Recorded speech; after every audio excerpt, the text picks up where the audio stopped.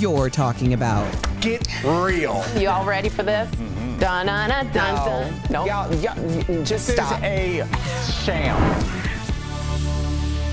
Welcome to DBL. Happy Wednesday, everybody. Huh? Did you not know it was Wednesday? You said that like you had just heard the word Wednesday existed. Every time the camera's rolling, I'm like, what day is today? I think a lot of people are like that. It is hump day. Hey, didn't know. I'm happy. I enjoy every day. So, speaking of enjoying, Justin Bieber is offering free therapy to his fans. You'd think that's not a good thing if you're an entertainer, right? But the Biebs partnered with BetterHelp to offer fans 1 month of free online counseling. He's also offering 18 months of free therapy to more than 250 members of his touring crew. Justin has been open about his own mental health struggles. In his 2020 documentary, he confessed his depression was so bad he was almost suicidal. Wow. Justin is spending $3 million on this promotion, but according to BetterHelp, he is not being compensated, which means he's paying this out of his own pocket. Is that correct or no? I don't think it necessarily means that. Okay, but BetterHelp is not pitching in on this. Well, so what happened was over the past year or so, a lot of celebrities, YouTubers, stuff like that were endorsing BetterHelp, getting free therapy for their followers. And then it turned out that some of these people were getting actual kickbacks and compensations from BetterHelp for like finder's fees, basically. Okay. So that was a controversy, and that's why it was important to say that Justin Bieber isn't being compensated by BetterHelp. He's using his platform to make sure that his followers have access to it. So not necessarily paying out of his own pocket. Right. Gotcha. Right. I'm glad we cleared that up. Yeah. Well, that's important because it was a big controversy. I've used BetterHelp. I really love BetterHelp. This is not an ad. Again, I'm not getting compensated, but it was there when pandemic hit and you couldn't go to a therapist and I couldn't find one in a city, and I paired up with someone and it worked really well for me. So I think this is a beautiful, beautiful thing. And for Justin Bieber, who what I thought of was this kid drag racing in the car, remember in the streets with his dad, that bad behavior. What a change to a mature, open individual, and I'm loving that it's a man. I know that sounds weird, but it's lovely that therapy and work is coming from a male. But could I speak to that real quickly? Because Justin Bieber did go through some tough times, and he was a little brat. Let's just put it plainly, right? As a kid. Yeah, you have to go through those times. You have to go through those growing pains and do things wrong and be made fun, not be made fun of, but you have to go through tough times, is what I'm saying, right? And you come out of that a better person, hopefully on the other end, just like Justin Bieber. In today's society, we're not letting people do that. I wanted to point that out. And to get through that, you realize what it takes. With COVID being locked away, with the addition of social media, people need some help. They need someone to talk to more than ever. Absolutely. Yeah, that documentary too was fire. I would watch that again. I stayed at the hotel where he did his concert, and I was like, oh, I'm on Justin Bieber's stage. Like the whole time. Well, they had me like literally in a room that was facing just the rooftop. So I was on Justin Bieber's stage. The stage was his rooftop. And I'm just hearing from our producers that Bieber is putting $3 million of his own money into this cause. Good for him. Walking the walk, talking the talk. Absolutely. Good for him. Absolutely. Good for the Biebs. I love good Biebs stories.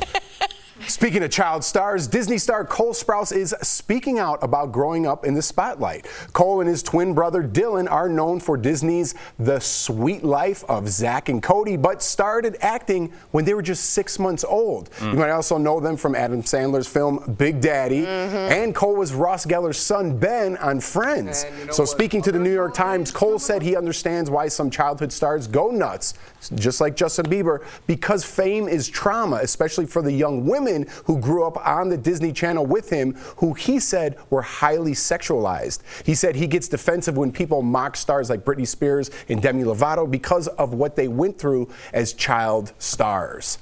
I think this is something no one could speak to other than if you're in that position, right? What it does to your psyche and kind of takes away your childhood.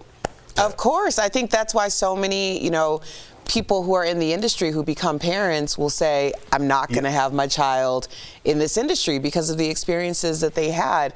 And I mean, fame is like, I know it's something that we grow up and we're like, oh, I want to be famous. People want to be famous. But it's like, that is a weird thing to walk around knowing that like there are people everywhere who might know who you are. Like, that's weird. It's just weird. Like, I mean, I don't know how people exist that way, especially not as a young person whose brain's still developing. Yeah, and I think if you're going into anything saying, I want to be famous, that's the wrong reason to go into it. You want to go into something and be the best you can at it, and hopefully make a name for yourself where other people want to notice you. That's the kind of fame I think people need to go after, rather than, I just want to be on TV. Well, I mean, when you're young, of course, that's really kind of all you want, because you don't have the foresight to say, oh, I can put this money away for college and all that kind of stuff. But, you know, I look at these young kids growing up, and it's weird. I almost feel a guilt as an adult when you see them on the screen, because you know, given just what we know from the body of work of seeing what happens to childhood stars as they get older, I feel guilty almost like even having them on television. It's a weird place to be, because you know that their lives are different. You know that they're exposed to things that they probably shouldn't be from time to time, especially 10 years ago, 15 years ago. And then you just take, what would a 12-year-old, 13-year-old Erica, Tori, Jeff want? What if you wanted something to drink, some drugs? At 13, somebody say, get out of here, kid. But if you are on a star called if you're on a show called The Erica Show, and you ask for cocaine or alcohol at 12, 13, somebody will hand it to you. And it's so scary that everything you want as a young kid is right there for the taking, and there's nobody to tell you no, which is all you need at that age is boundaries. Structures. And there's also adults there to take things from you as well. Absolutely. Which we've seen with Britney Spears, let's be honest. Which we've seen with so many. With so many. I'll just quickly say, this is what an ally really looks like. This is someone, he's a good kid. These are good kids.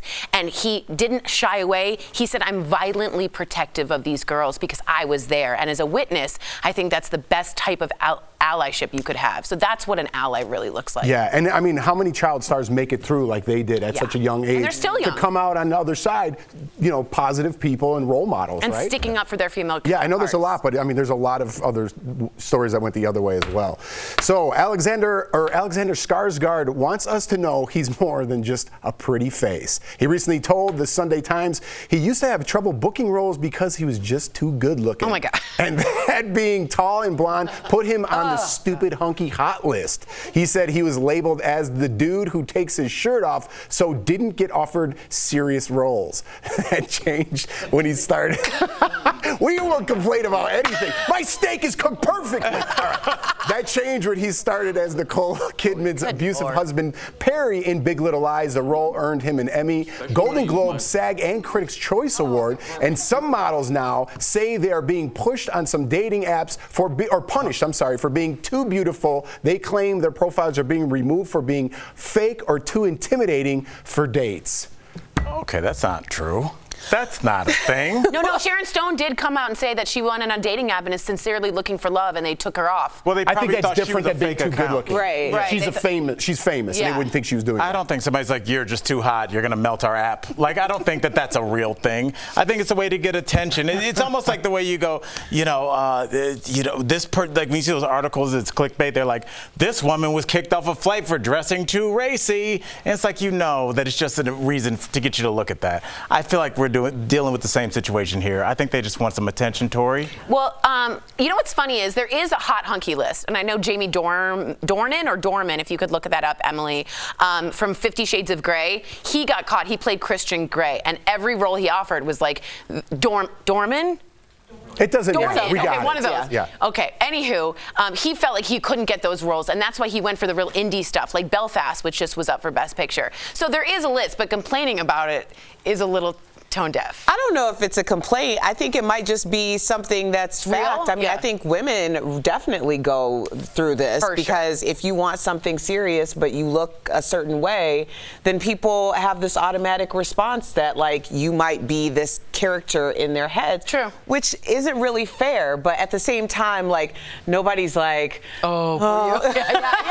Dude, like really? I mean, isn't that just typecasting? Yeah. Of course, yeah, but I mean, maybe you're a classically trained, performer. You want something more serious. He was in the Zoolander, the Orange Mocha Frappuccino. That's Alex Skarsgard, one of the models. You act like that's a line that everybody knows. Orange Mocha, everybody does. I don't know that. Well, Frappuccinos. That's two. Okay. I like Tori's references, Kelly. They're the same person. She's like, right, Kelly? Yeah. No, that's not right. Coming up on DBL, our interview with the lead singer from Train, Pat Monahan. Find out the amazing meaning behind his lyric, "Heaven is overrated"? And did Kris Jenner change up her classic short hairstyle? We'll show you her new look. Is it long? Coming up next. What else would it be? I don't know. We teased it like it was going to be something else. Closed captioning provided by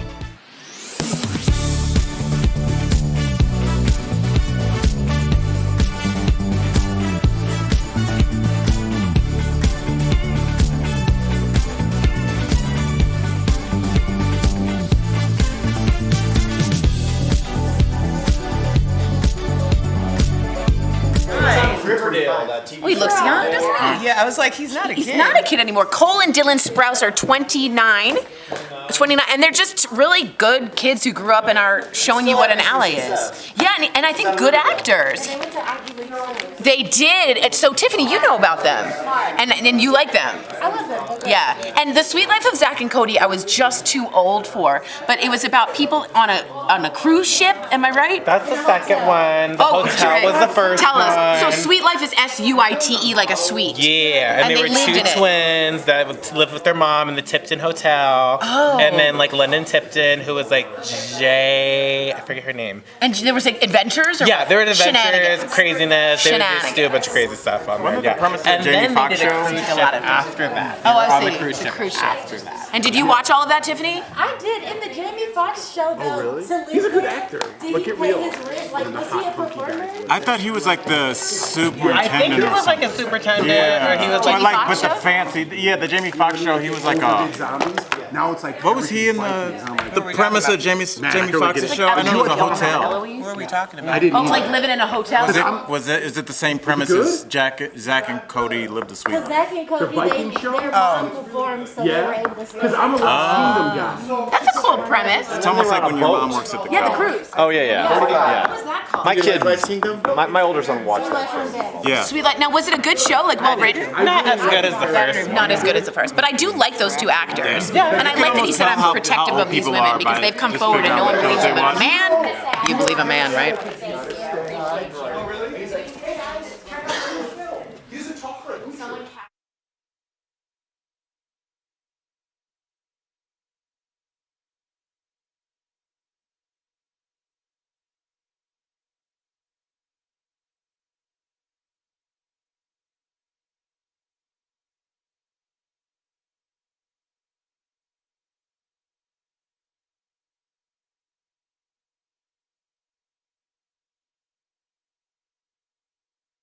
Welcome back. We've got some Kardashian updates for you. First, Kim gets real about her relationship with Pete Davidson for a new ABC News primetime special airing tonight. You don't want to miss it. TMZ spotted Pete riding around in this electric golf cart with Kim's daughter North near Kim's house. Kim told ABC she's very happy with the SNL star. Let's watch. I mean, I am a relationship kind of girl for sure, and I wouldn't be with someone if I didn't plan on spending a lot of my time with them. Obviously, I want to take my time, but I'm very happy and very content, and it's such a good feeling just to be at peace. That music. I was gonna say, Lord. were they doing that interview from heaven? I thought she was gonna drop a glass slipper. Like, what is going on? Kmart picture. Guys, hold on to your seats because there's more. Oh, boy. We're learning more about Kourtney Kardashian's wedding with Travis Barker. She posted pics from their Vegas Not a real nuptials on Instagram, but confirmed they didn't get a marriage license, so it's not legit. So it's all just a photo shoot. That's right. Okay. And save the best for last. Momager Kris Jenner ditched her signature pixie cut and showed off her new style, which kind of looks like a pixie cut. So, what do you prefer, the long bob or the other bob? One's a bob, one's a pixie. Okay, great. I mean, breaking news. I think it's important to switch things up, and obviously. Erica Literally. That was a good line. That was a great line. Again, I mean, we knew Kris Jenner for that pixie for years. It was her signature thing. But I can tell you something coming out of like, now that we back outside, I'm like, I just need something different. So I was going to say, what was that decision like for you? We're kind of goofing around, but Jeff and I, our hair looks the same every day. Like, what was it for you to say, I'm going to make a dramatic change in my hair?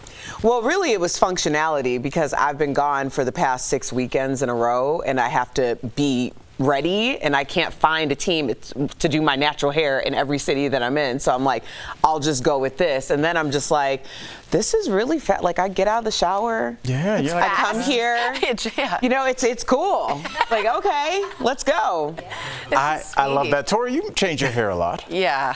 My hair equals anxiety. So when I'm nervous, I'll put extensions in and then I'll get real long. And then I'll get anxious and I'll pull them all out. And then I'll put them all back in and then I'll pull them all out. So my hair becomes a sense of where I am in my life. Stop, Jeff. Stop. So right now I'm feeling good. I feel good. Okay, Yeah, we're going to stop pulling our extensions out. Erica wants me to stop pulling it out. Yeah, that's not a good thing. No. All right. Did Momager inspire you at all? Actually, I'm glad for Kris to get a new look. I think it's time for a new show, new look. Yeah, it's dramatic. Coming up on DBL, the lead singer of Train, Pat Monahan, reveals the meaning behind one of his most famous songs, Drops of Jupiter. Drops of Jupiter in her hair. I feel. Quote, so after 50 years of being virtually empty, I built up our oil reserves during my administration and low energy prices to 100% full, end quote. Let's verify, did President Trump get oil reserves to 100% full, and was that reserve virtually empty for 50 years? Our sources are the U.S. Energy Information Administration, the U.S. Department of Energy, Andy Lippo, president of Lippo Oil Associates, and Patrick DeHaan of Gas Buddy. According to EIA data, on January 20th, 2017, the day President Trump took office, the Strategic Petroleum Reserve held about 695.1 million barrels of crude oil. When he took office, the reserve could hold 727 million barrels, according to Lippo, which means the reserve was 95.6% full. From then on, the reserve continued to drop, records show. Under Trump, the peak in 2020, the SPR hit about 656 million barrels, which is still quite a bit below its 730 million barrel capacity. January 15th, less than 1 week before President Biden's inauguration, it had about 638 million barrels in the reserve, meaning it was fuller when Trump became president than when he left office. So we can verify false. President Trump did not get oil reserves to 100% full. As for the former president's claim the reserve had been virtually empty for 50 years, that's also false. According to the Department of Energy, it was filled almost entirely to capacity at the time in December 2009.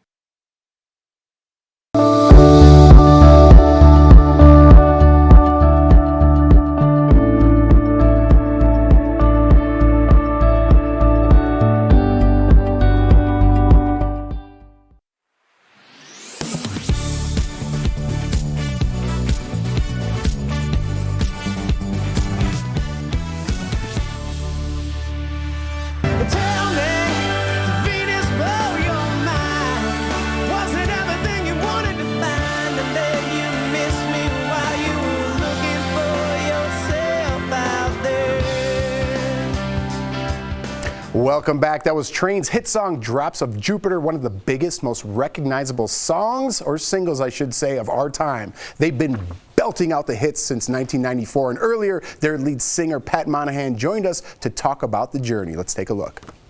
Yes. Okay, so have you ever wondered, because you guys kicked off your career like with a big bang, right? So have you ever wondered how different your career would be if your breakout hit was just some fluke and not a meaningful hit like Drops of Jupiter? Or Meet Virginia. Sorry. Well, the first song we had, was Meet Virginia. And I remember I was painting houses in the Bay Area, and the song came on the radio, and I just turned around and went home because I was like, I'm on the radio.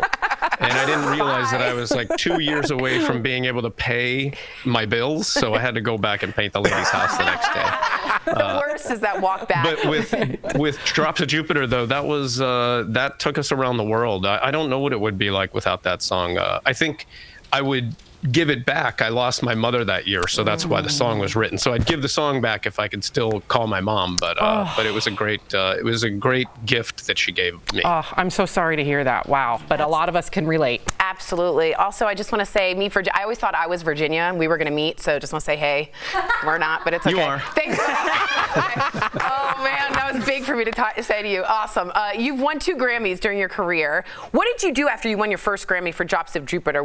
Did you go buy towels? Oprah bought towels when she finally got money. I mean, that wasn't money to me. That was that maybe I fit in somehow because, I've been looking for a place to fit in my whole life, and still even now, like with AM Gold, the new album, like where do I fit? Like how does somebody who's been doing this for 25 years be on the radio? But that just made me feel like maybe I belonged here. That's all. I never felt that, so thank you. All right, let's get to AM Gold. We're going to get rid of Tori right now. AM Gold is your first original album in 5 years. What was it like writing and recording new music during the pandemic? Did that actually help you guys? Well, it started out terrible because, we had to write over Zoom and whatever else we could figure out how to do. And so for the first 6 months, I was like, I'm not doing it. And then when I finally got the hang of it, I realized that maybe this could be the best way possible. And we started to write a better record because of it. We related better. We talked more. We talked and then hung up and did the work and then reconnected. And I think we made a much better record because of it, actually. Spent many nights with you in a bar, my friend. Yeah, right? I would love that. Let's start now.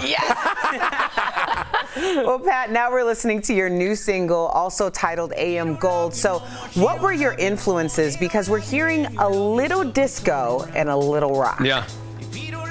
So the whole album is like a throwback, and my manager was like, this sounds like one of those old AM Gold compilations. And so if you listen to the entire album, it's got old R&B sounds with Philly strings and horns and, heartbreak songs. And AM Gold was the song that was missing as far as like, where's the disco? Where's the Bee Gees? And so this is like a self-love song that every generation should have for themselves. And it's like, you don't need the people that don't need you. We're all out here on the dance floor. We're in the bar. Let's just come and hang out with us. Yeah, well, I love it. And I also love that microphone. I'm going to get the tea on that after. Man, that's so sexy. It's sexy. It's not even on. It just makes me look really like I know what I'm doing. It's on.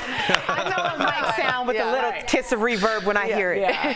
Pat, it's interesting because on the weekend I partake in some fun, and you're on my playlist all the time.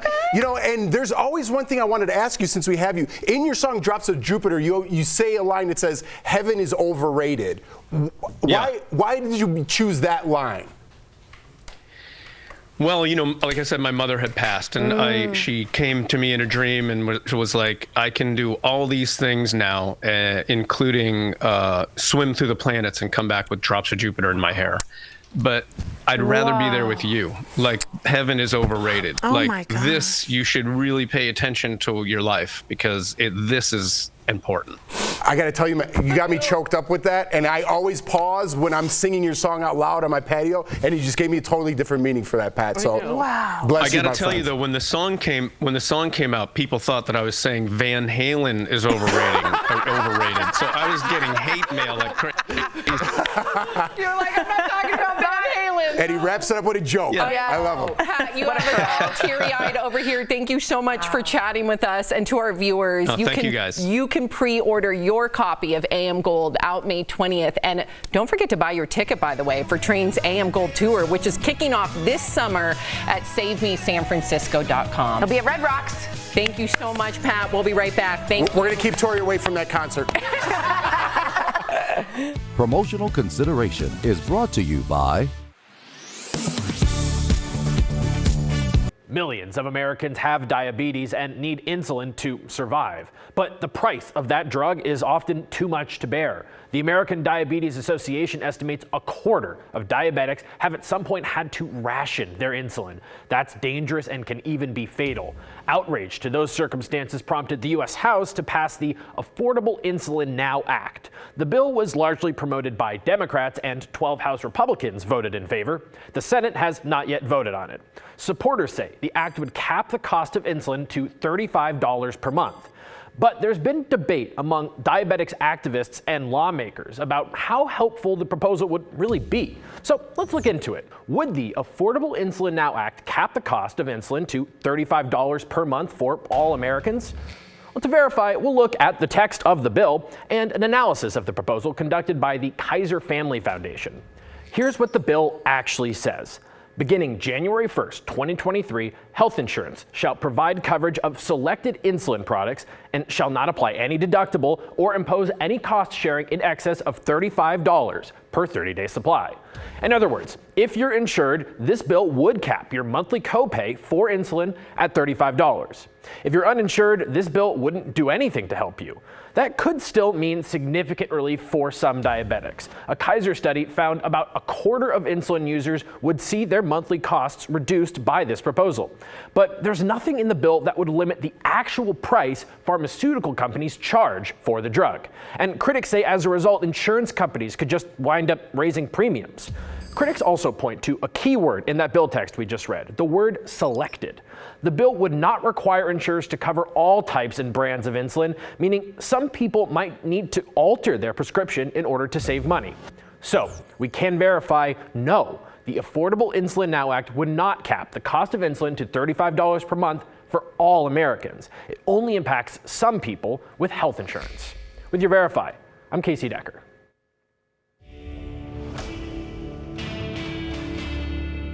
When it comes to the war in Ukraine, there's no shortage of misinformation. And that's why Verify is here. We fact check all those things you've seen online, or in this case, on your phone. There's a text message going around claiming that Homeland Security is urging everybody to load up on gas and cash because of the war.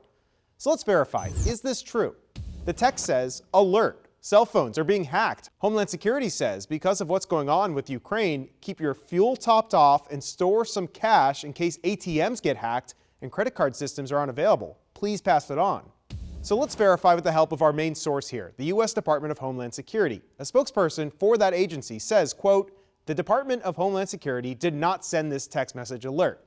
We also checked with D.C.'s Homeland Security and Emergency Management Agency, and it confirms, quote, D.C. government did not send this message. So quick and easy, we could verify that the claim being made in this text message is false. And remember, if you get a text message that you're unsure of, it's best just not to share it until you check to see if it's true. With your Verify, I'm Evan Kozlov.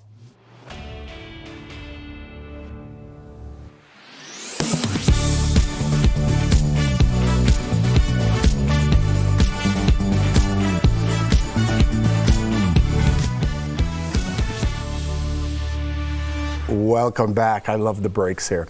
We're all doing our best to make eco-friendly choices, but there are ways we can make our home more sustainable too. It's time for some DBL home tips presented by American Home Shield. First, restore your old cabinets instead of replacing them. You'd be surprised what some TLC and a fresh coat of paint can do. Another great project, installing low-flow faucets in toilets. You'll lower your monthly bill and use less water. Finally, you can save some money by switching to energy-efficient LED light bulbs. An American Home Shield home warranty plan helps cover many things homeowners insurance leaves out, like breakdowns of major components of home systems and appliances. You can rest easy knowing you're ready for whatever breakdown strikes next. Visit ahs.com to find a plan that's right for you. Happy New Year! I don't know.